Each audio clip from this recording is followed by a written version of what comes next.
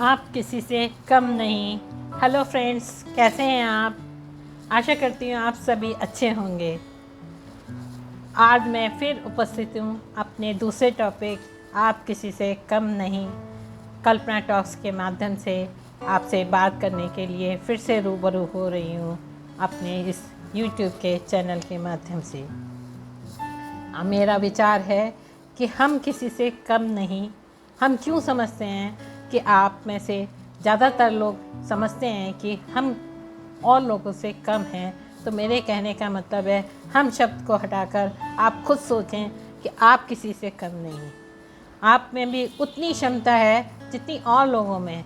आप में भी कोई ना कोई स्किल छिपी हुई है, ज़रूरत है तो उसको तराशने की।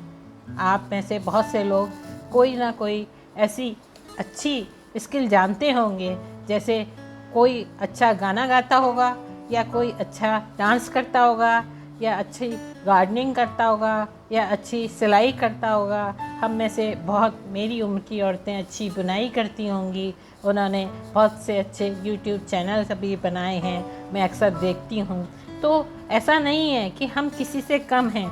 हम में से बहुत सारे लोग यही सोचते रह जाते हैं और ज़िंदगी में आगे नहीं बढ़ पाते हैं और अपने अंदर गिल्टी कॉन्शियस फील करते रहते हैं। तो मेरे कहने का मतलब है कि आप अपने अंदर से ये सब कुछ निकाल कर बाहर फेंक दीजिए। नेगेटिव थिंकिंग को बाहर निकालिए और पॉजिटिव थिंकिंग को अपने अंदर लाइए। मेरा दूसरा पॉइंट यही है कि नकारात्मक विचारों से अपने को बचा के रखिए और पॉजिटिव थिंकिंग में अपने को लेकर आइए। हर समय पॉजिटिव रहिए और सोचिए, उन पॉजिटिव लोगों के बीच में रहिए, पॉजिटिव लोगों की बातों को सुनिए, उन्हीं के इर्द गिर्द घूमिए। नेगेटिव थिंकिंग से बचिए, क्योंकि हम जिस संगत में रहते हैं वैसे ही विचार हमारे दिमाग में घूमने लगते हैं।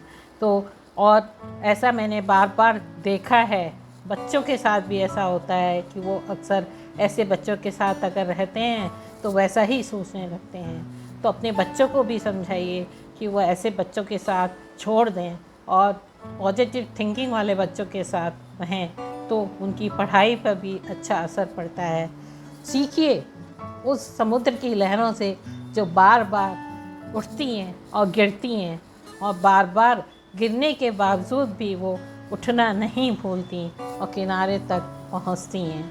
अगर आप उससे कुछ सीख ले पाएँ तो शायद मेरा ये सेशन कुछ सफल हो। मैं चाहती हूँ कि मेरी बातों से अगर किसी एक को भी कुछ सफलता मिले अपने जीवन में, तो मैं अपने आप को थोड़ा सा खुश महसूस करूँगी कि मैंने जो ये एक गोल या एक लक्ष्य उठाया है अपने जीवन में, कि मैं अपना एक चैनल बनाकर कुछ पॉजिटिव थिंकिंग वाली स्टे पॉजिटिव, जो मेरा सबटाइटल है, इसको शुरू किया है। तो वो कुछ मैंने मुकाम हासिल किया है। और थर्ड पॉइंट मेरा ये है कि जीवन में संकल्प होना ज़रूरी है। अगर हमारे जीवन में कोई संकल्प नहीं है तो हम इधर उधर भटक जाएंगे।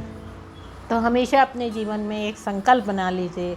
अब अभी तक नहीं बनाया तो अब बना लीजिए और उस संकल्प को बनाकर उसको अचीव करने में लग जाइए।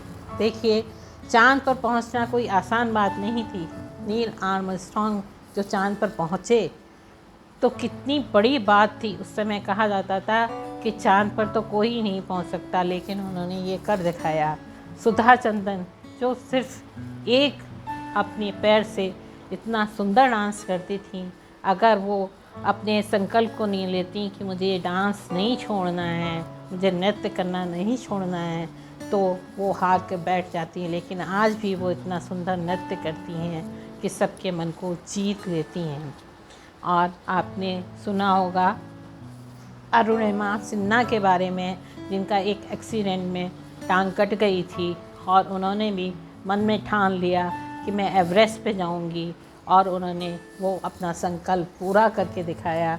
अगर वो ये संकल्प नहीं लेती तो वो वहाँ पर नहीं पहुँच पाती।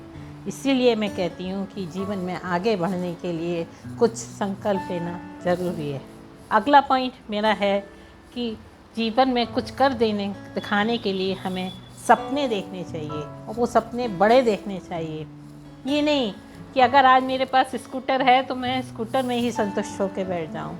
सपनों को बड़ा आकार दीजिए, सपनों से थोड़ा आगे बढ़िए, सपनों से आगे बढ़िए, संतुष्ट होकर मत बैठ जाइए।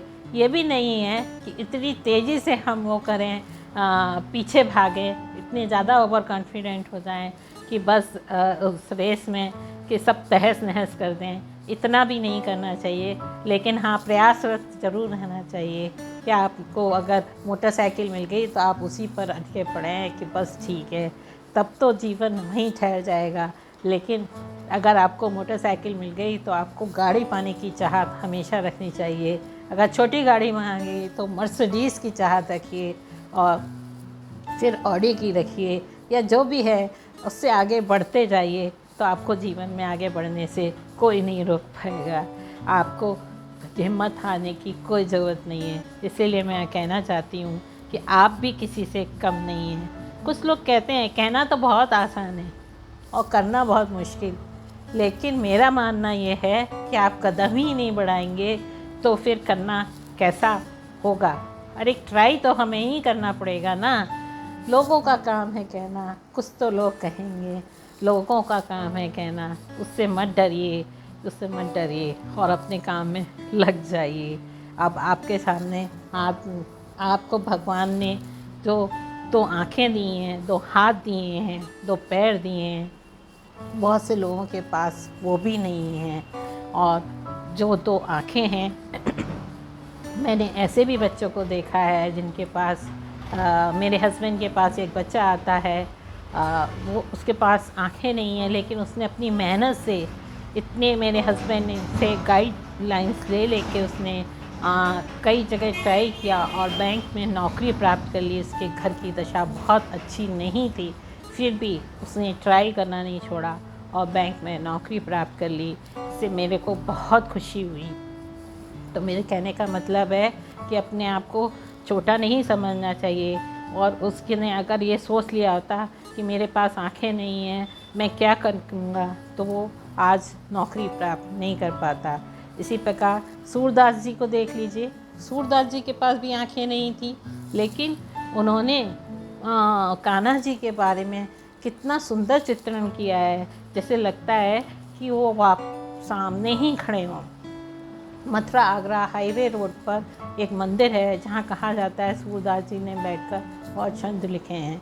तो एक बार सूरदास जी ने भगवान का श्रृंगार हुआ, उनको हरे रंग की पोशाक पहनाई गई, तो सूरदास जी ने कहा, आहा, आज तो भगवान ने हरे रंग की पोशाक पहनी है। तो लोगों को बहुत आश्चर्य हुआ। लोगों ने सोचा कि ये इन्होंने कैसे देख लिया, इनकी तो आंखें नहीं हैं, क्या चक्कर है। तो उनको टेस्ट करने के लिए अगले दिन भगवान को पोशाक ही नहीं पहनाई गई, उनको पत्तों से ढक दिया गया।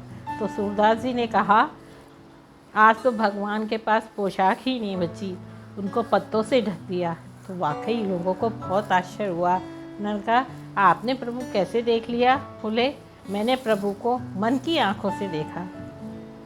मेरे कहने का मतलब है कि उनकी आँखें ना होते हुए भी उनकी भक्ति इतनी थी कि उन्होंने सब कुछ मन की आँखों से देखा। दूसरी ओर आप रवींद्र जैन को देखिए, जिन्होंने रामायण सीरियल में इतना सुंदर संगीत दिया है, इतना सुंदर चित्रण किया है, जबकि उनकी आँखें नहीं हैं। ऐसा चित्रण किया है जैसे कि वो वहाँ सचमुच उपस्थित हों। और लास्ट में मैं आपसे कहना चाहूँगी कि अपनी तुलना किसी से मत कीजिए। आप हैं, दूसरा कोई और है, तीसरा कोई और है।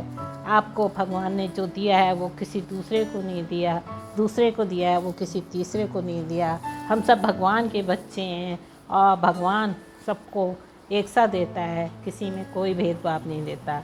किस्मत की एक आदत है कि जब वो पलटती ज़रूर है और जब पलटती है तो सब कुछ पलट कर रख देती है। इसलिए अच्छे दिनों में कभी भी अहंकार नहीं करना चाहिए और ख़राब समय में थोड़ा सब्र करना चाहिए।